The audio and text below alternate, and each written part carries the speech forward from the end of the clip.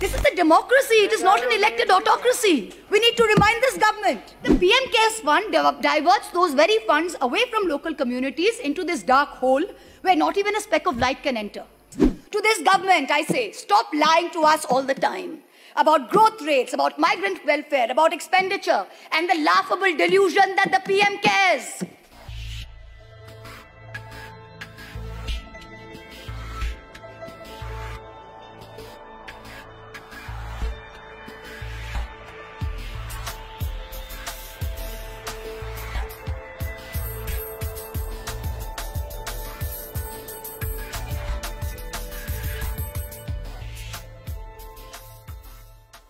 The government issued a circular on March 28, 2020, notifying that all contributions to the PM Cares Fund qualified as eligible CSR contributions under Item 8, Schedule 7 of the Companies Act.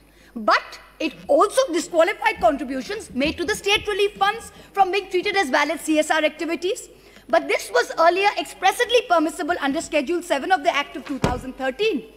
So unfair treatment of identical contributions to the PM Cares and to the state relief funds is against public interest, is against public policy.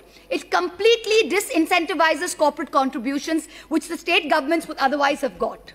It creates an unfair, unjust and discriminatory distinction against the state and chief minister's relief funds in favor of the PM Cares funds. The Honourable Minister, while introducing the bill yesterday, read out a long list of school children and pensioners who had apparently readily and happily given away their meagre savings to the PM Cares Fund. But the Honourable Minister was strangely silent on the 38 PSUs that donated more than 2,100 crores to the fund. Almost 70% of the fund's corpus comes from 38 PSU donations. These are public sector undertakings, share capital subscribed to by the Government of India out of public money.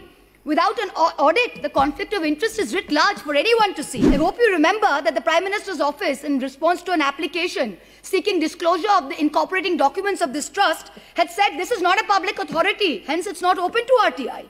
But the very legislative intent behind Section 135 of the Companies Act was to encourage companies to use CSR funds for local welfare activities for local communities in areas of operation. But the PM Cares Fund diverts those very funds away from local communities into this dark hole where not even a speck of light can enter.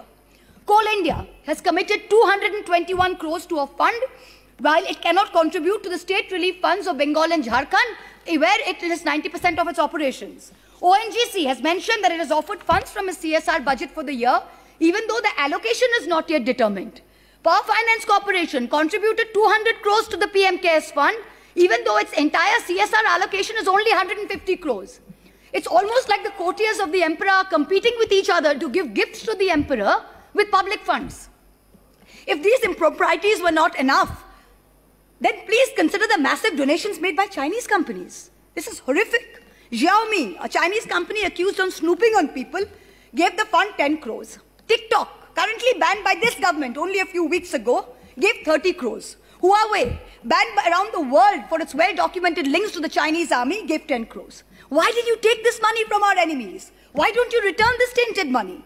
I'm sure no dying Indian would want to be on a ventilator paid for by enemy money at this time. Would they? Right. I ask you, you say you put 2,000 crores towards the purchase of 50,000 ventilators. Please lay on the table of this house how many ventilators have been physically delivered, to which hospitals, to which states. Also tell us the manner of procurement.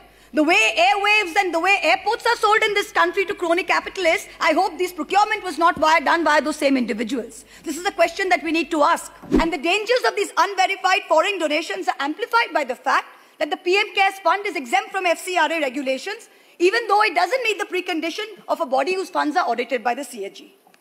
You are bringing the PM Cares Fund under the ambit of the same clause that governs the Prime Minister's National Relief Fund, the existing fund.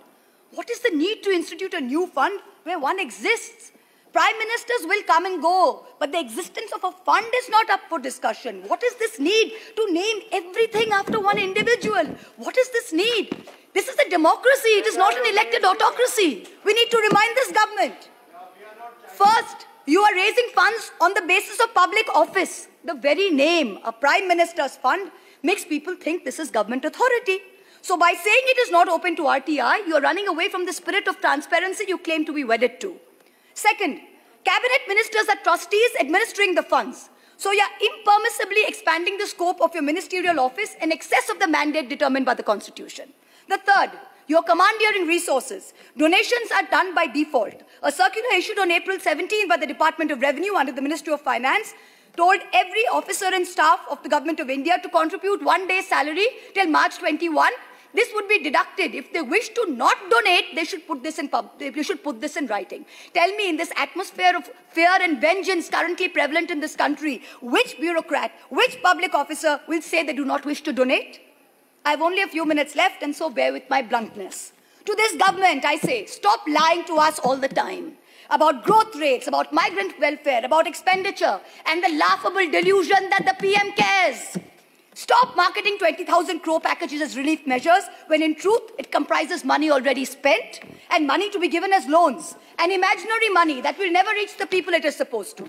Stop cheating the state governments of their dues made through a constitutional promise. Stop wasting funds on vanity projects when the state governments who actually make a difference are deprived time and again.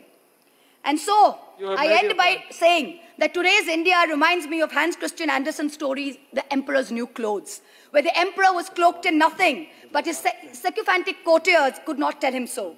The Bengali poet Nirendranath Chakraborty in his poem Ulango Raja said only one small innocent little boy in the entire kingdom had the courage to stand up and ask the naked emperor, Raja, tor kapod koi? Today I ask the same question, Emperor, where are your clothes?